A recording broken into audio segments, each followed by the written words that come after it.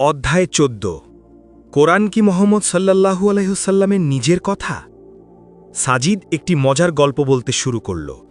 গল্প বলার আগে কয়েকবার ঝেড়ে কেশে নিল সে।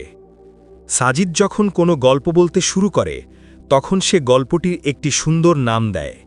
এখন সে যে গল্পটি বলতে শুরু করেছে সেটার নাম নিউটন আইনস্টাইন সমঝোতা এবং বোকা আইনস্টাইনের বিজ্ঞানী হাবলুর কাছে নতি স্বীকার। এইখানে নিউটন আর আইনস্টাইনকে তো চিনি, কিন্তু বিজ্ঞানী হাবলুটা যে আসলেই কে সেটা ঠিক বুঝলাম না প্রথমে। না বুঝলেও কিছু করার নেই, গল্প শুরু না হলে সাজিদকে এ নিয়ে প্রশ্ন করাও যাবে না। এটা তার গল্প ক্লাসের প্রাথমিক শর্ত। শুধু যে এটা বুঝিনি তা নয়, আরেকটি ব্যাপারও বুঝলাম না। গল্পের নামে বলা হলো নিউটন আইনস্টাইনের সমঝোতা। বিজ্ঞানী নিউটনের সাথে তো বিজ্ঞানী আইনস্টাইনের কোনোদিন সাক্ষাৎ হল না। দুজন সম্পূর্ণ দুই প্রজন্মের, তাদের মধ্যে তাহলে সমঝোতাই কিভাবে হলো? মনের মধ্যে প্রশ্ন দুটো কুটকুটানি শুরু করে দিল। না পারছি চেপে রাখতে, না পারছি উগরে দিতে। সাজিদ গল্প বলা শুরু করল।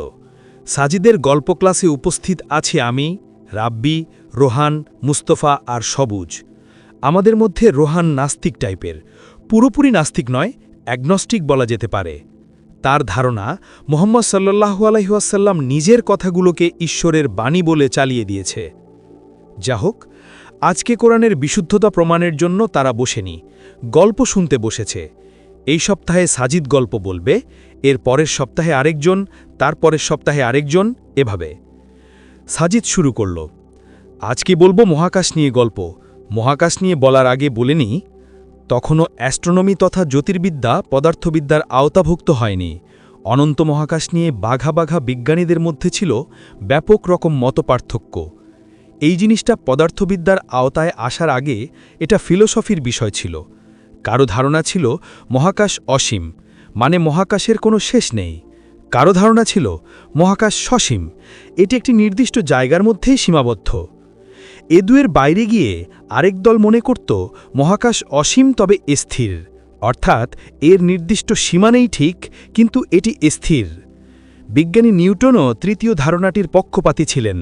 তিনি তার বিখ্যাত মহাকর্ষীয় তত্ত্ব আবিষ্কার করে তখন বিজ্ঞানী মহলে ব্যাপক হইচই ফেলে দিয়েছিলেন।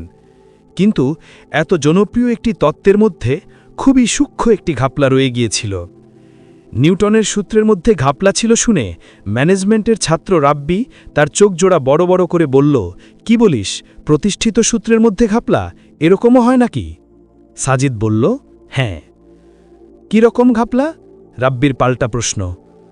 সাজিদ বলল, নিউটনের সূত্রমতে মহাবিশ্বের বস্তুগুলো একে অপরকে নিজেদের দিকে আকর্ষণ করে, কিন্তু ঘাপলা হচ্ছে যদি এমনটি হয় তাহলে মহাশূন্যের বস্তুগুলো একটি নির্দিষ্ট পয়েন্টে এসে মিলিত হয়ে ধ্বংসের যাওয়ার কথা। এমনটি হয় না কেন? সমাজতত্ত্বের ছাত্র সবুজ বলল, তাই তো, নিউটন এর কি ব্যাখ্যা দিয়েছে? সাজিদ বলল, নিউটনের কাছে এর কোনো ব্যাখ্যা ছিল না। এই ব্যাপারটা পরে ক্লিয়ার করেছে বিজ্ঞানী আইনস্টাইন তার বিখ্যাত থিওরি অফ রিলেটিভিটি দিয়ে। আইনস্টাইন নিউটনের অমীমাংসিত প্রশ্নের সমাধানে বলেছেন, এরকম হতো যদি টাইম আর স্পেস শাশ্বত বা পরম হতো, কিন্তু টাইম আর স্পেস কখনোই পরম নয়।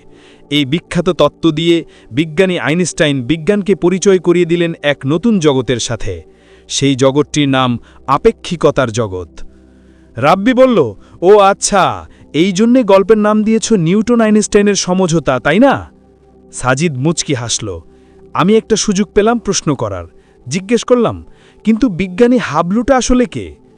সাজিদ আমার প্রশ্নের কোনো উত্তর দিল না। সে আবার গল্প বলতে শুরু করল। আইনস্টাইনের এই আপেক্ষিকতার সূত্র ধরে রাশিয়ান পদার্থবিদ আলেকজান্ডার ফ্রিডম্যান দাবি করেন যে এই মহাবিশ্ব স্থির নয়, এটি একটি ক্রমবর্ধমান মহাবিশ্ব।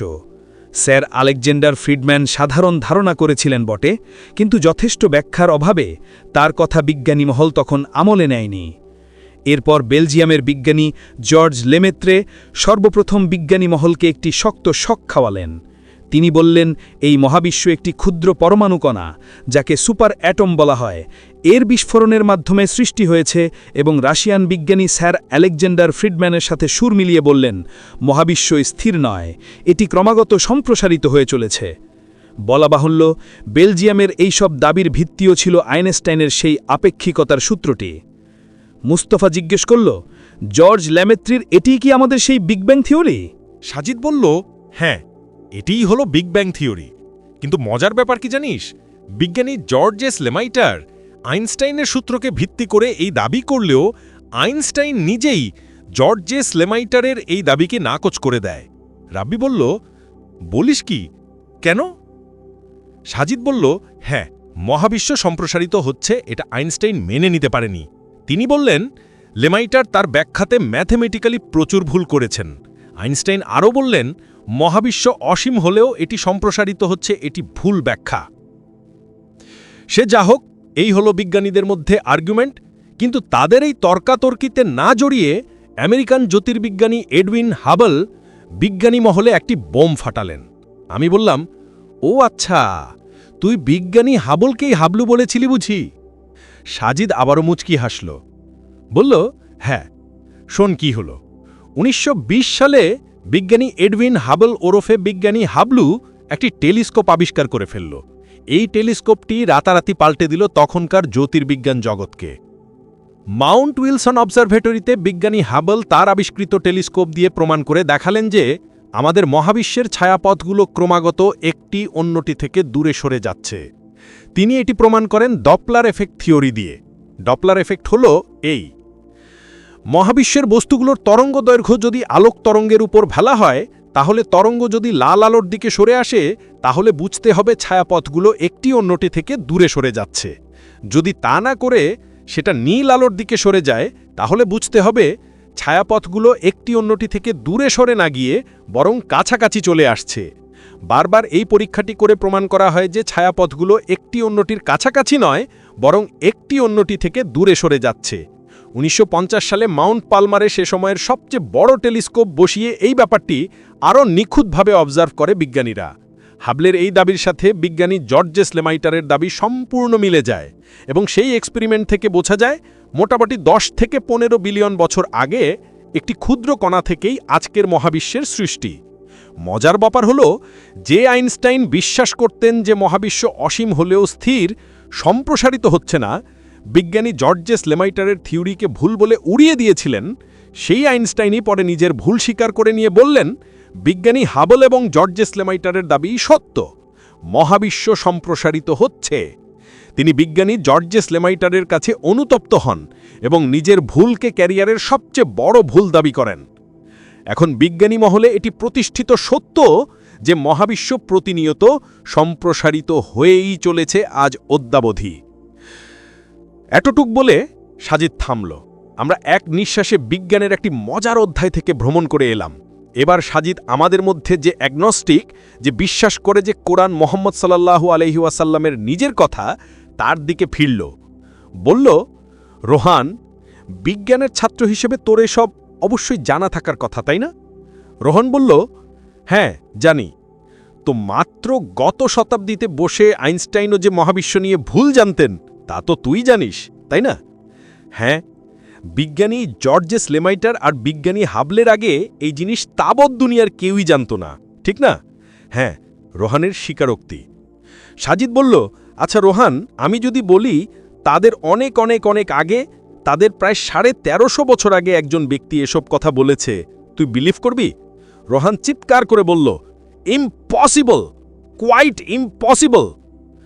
সাজিদ তখন বলল, শোন রোহান, কোরআনের সূরা আজ জারিয়াতের 48 নম্বর আয়াতে আছে, আমরা নিজ হাতে আসমানকে সৃষ্টি করেছি এবং এটিকে সম্প্রসারিত করে চলেছি। এখানে আয়াতের শেষে আসমানের সম্প্রসারণ বুঝাতে যে মুসিউন শব্দ আছে, সেটি একটি সক্রিয় বিশেষণ, চলমান ক্রিয়া নির্দেশক, যা নির্দেশ করে কোনো কাজ অতীতকাল থেকে শুরু হয়ে বর্তমান অবধি চলছে এবং ভবিষ্যতেও তা হয়ে চলবে।